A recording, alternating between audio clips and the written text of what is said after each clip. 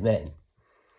So when we're talking about seeing the life, we're seeing the light, the life being the light of men. We receive Jesus into our hearts and he gives us life. So there's the Spirit of God moved upon the face of the deep. And what does God do? Light created, now he creates what's called a firmament. This is where we get the original word for heaven from. God calls the firmament heaven. So he's talking there a kind of a physical atmospheric heaven. But unusual when you read it carefully. God moves upon the face of the deep.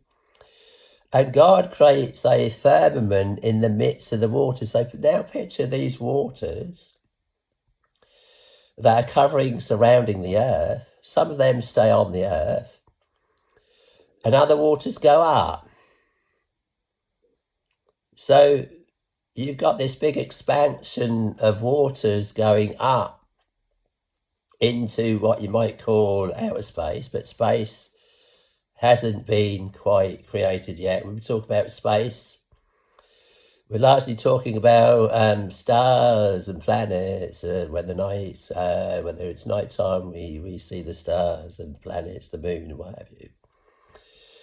So this expansion of water, you might picture it like a big, if you could stand far enough back, it would look like a great big kind of bubble of water going up around the earth and a big wide space, not space itself, in the middle of those waters, which God calls heaven. So the big space between the waters that are on the earth and those that went up and around the earth, kind of miles out there, the big space between them was called heaven.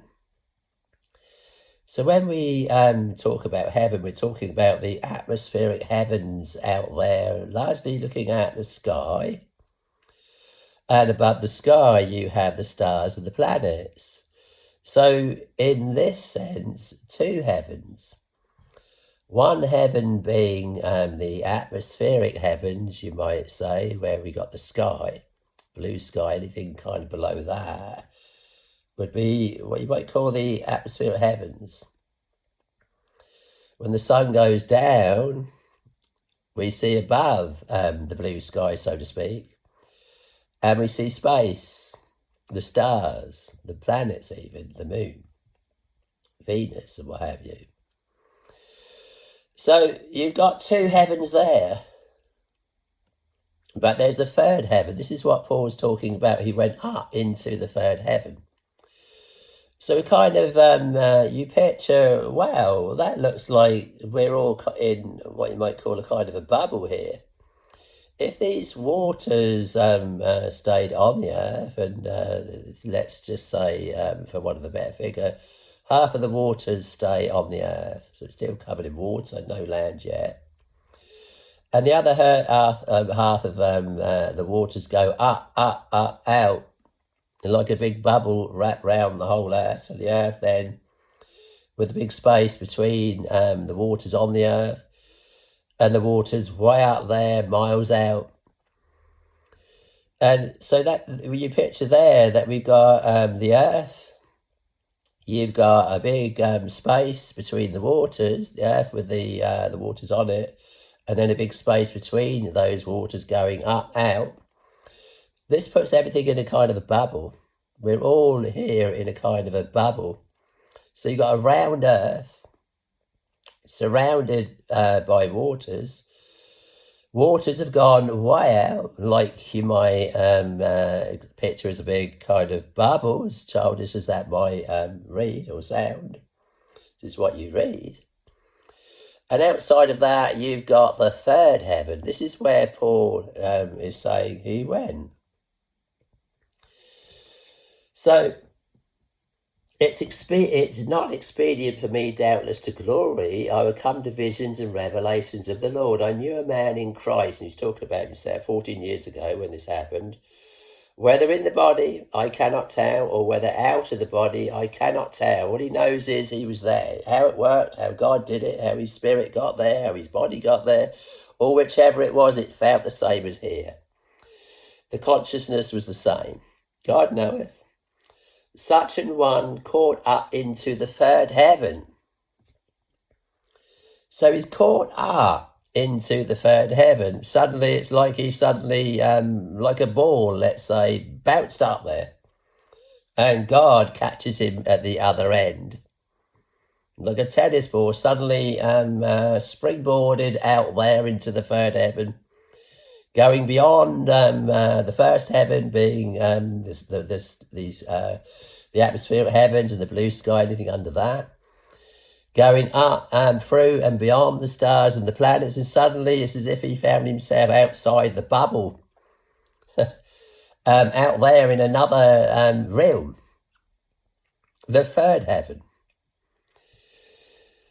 So, and he goes on, verse 3, I knew such a man, whether in the body, he's emphasising here, or out of the body, I cannot tell. God knoweth how this was done. I don't know how it was done. All I knew was I was there. I sort of shot up, so to speak. I was caught up. You picture what kind of caught up? You suddenly, as if God caught you up and you were out there in this other realm. So you kind of shot through the sky, so to speak. He doesn't say he remembers doing that. All he knows was he was suddenly not on this world, not kind of shooting through the sky, so to speak. He doesn't know how this is done. Not suddenly shooting through the stars and the planets and then going out, coming out the other end through the waters which are above, and suddenly finding himself in the third heaven. So I knew such a man, whether in the body or out of the body, I cannot tell, God knoweth, how that he was caught up into paradise. Suddenly he's in paradise. He's not on this world. He's not in the sky. He's not amongst the planets, so it's nothing to do with planets and other species of life out there. It's nothing to do with that.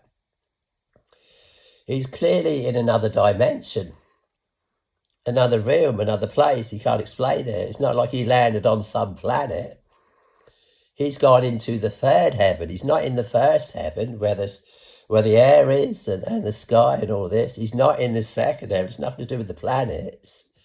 It's nothing to do with the stars. He's suddenly in a place what he chooses to call paradise. How that he was caught up into paradise and heard unspeakable words which is not lawful for a man to utter.